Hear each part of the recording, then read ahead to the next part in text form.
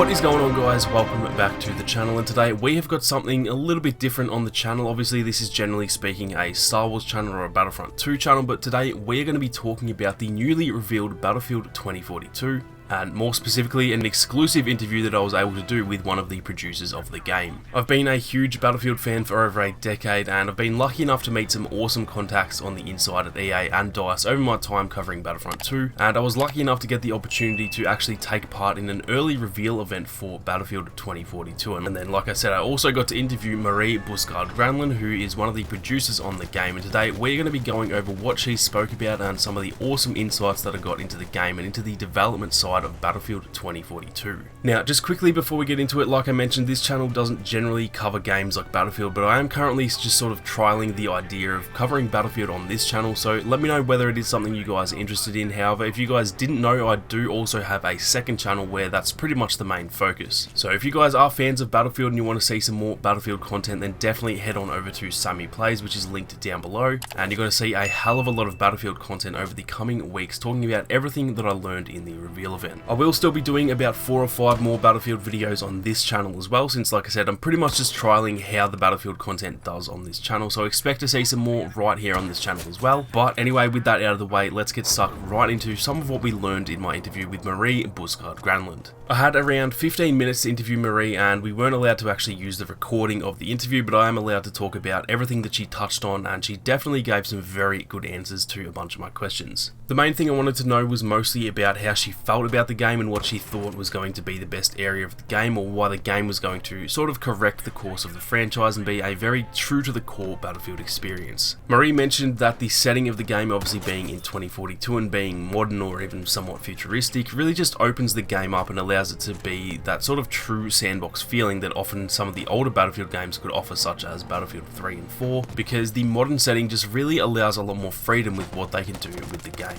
Vehicles and technology are obviously a pretty large part of the Battlefield experience. They can often define the game in a way, as the game plays so much differently if vehicles are modern compared to, the vehicles in World War II, for example, and just the larger variety of vehicles such as the returns of helicopters and fighter jets and stuff like that. It really just gives the game so much more life and so much more freedom to be a true sandbox experience. Following up on that question, I then asked Marie about whether there was anything about the game that she thought could make it go down as the best Battlefield game ever made, and she definitely sounded very optimistic, mentioning a few aspects of the game that really do set it up to be one of the better Battlefield games that they've made to date. She pretty much mentioned that the setting does give it a solid chance once again to be a very solid installment into the series due to the same reasons that she said in the previous question, but she also went on to talk about what they're calling the new specialist system in Battlefield 2042. For those of you who have played Battlefield before, you'll know that there are classes in the game, generally being the medic, assault, support and recon classes, or in the older titles being assault, engineer, support and recon, but the new specialist system in this game is going to sort of really open up that class system and allow players so much more freedom when it comes to the way that they play and the weapons and gadgets they use in each game. Weapons have always been tied to classes in Battlefield titles in the past. For example, the only way to really use snipers was to play recon, or if you wanted to use an LMG, you had to play the support class, but the specialist system is going to be changing that quite a bit.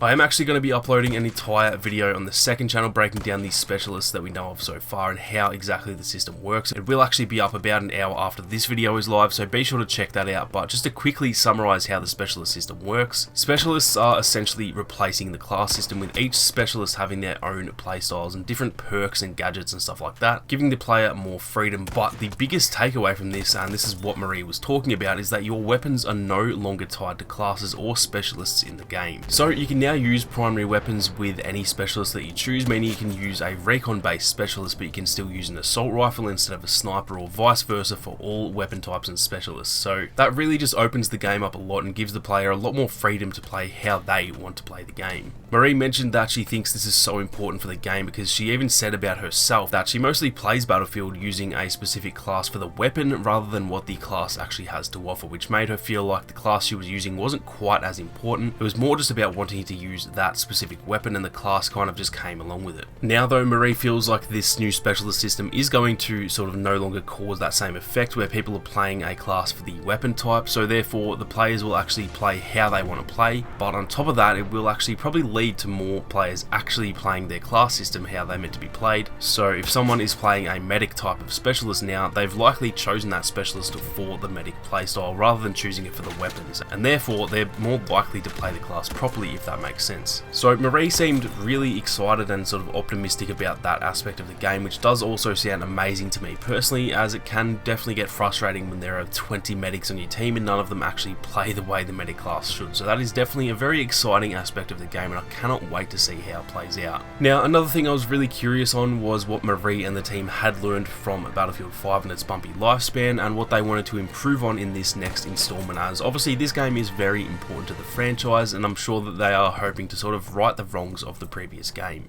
She mentioned that they paid a lot of attention to player feedback throughout the lifespan of Battlefield 5 and really took on board what the community was saying, and a large part of that is to do with the setting of the game, which they clearly listened to players as well, since the community really has been screaming for a modern Battlefield game for years now. So that was a big part of their approach to Battlefield 2042, and they definitely seem to be paying a lot of attention to what the core player base wants, rather than just the broader community who might not actually play the game. She also mentioned that they looked into a lot of data and sort of tried to use that as much as they could to ensure that they are making the best game possible for the players, and that's definitely pretty exciting to hear as well. So it does seem like the devs have learned quite a bit from the launch of Battlefield 5 and even just the lifespan overall, and that they are eager to just improve upon the game going forward and try to really get that core Battlefield experience back to what it was during those years of Battlefield 3 and 4 and even Battlefield 1 to some extent outside of the setting obviously. Another big part of what we saw was the return of what Battlefield players often refer to as Levolution, and I definitely wanted to ask about that, as it's such a big part of the game and adds such a unique aspect to the game that really no other shooter has ever been able to match before. I asked what made the Levolution different than it has been in any other title, and Marie mentioned that while there's not really the big, epic Levolution moments on every single map like there was in Battlefield 4, there is still some absolutely enormous Levolution in the game, from stuff like tornadoes, which you guys probably would have seen in the reveal trailer, to rockets taking off on certain maps, to cranes moving around shipping containers on one map, where it completely changes the layout of the map as the game progresses, and those are definitely bigger than most of the Levolution events that we've really seen before, outside of maybe the skyscraper collapsing on a Siege of Shanghai in Battlefield 4. She also mentioned though that it's not just those big epic moments that can change the level or the map during a game, but that there are also many other forms of Levolution in the game, even down to simple, much smaller things like being able to open or close gates where vehicles might be able to go through, or being able to sort of activate bollards on the road to stop vehicles from getting into that area. There's just a ton of interactable elements to each map to where you can really sort of shape the way that the game plays on that map in any given game. And so overall the main difference in the Levolution is just more tied to the sheer amount of things you can do rather than just sort of one big event like that Siege of Shanghai Levolution, for example. Now, the last thing I wanted to touch on in this video was a few questions that I asked Marie about some rumours that have been going around at the moment, one being about the possibility of Battlefield 2042 launching on Xbox Game Pass,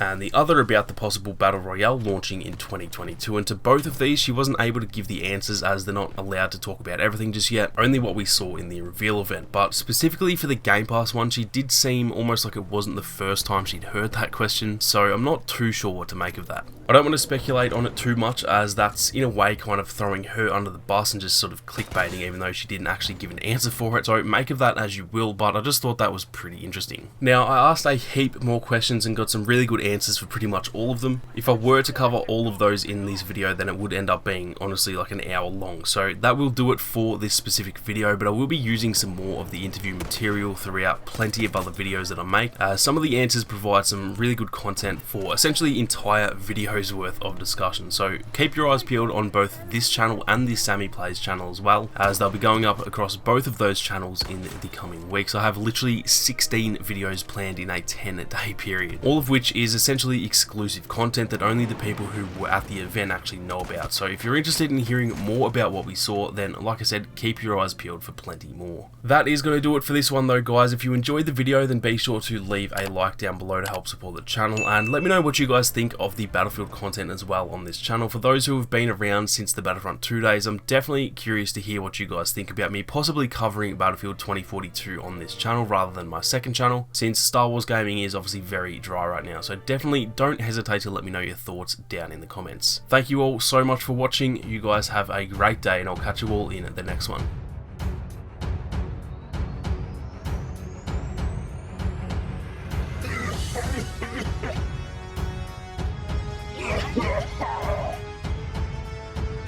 Crush them!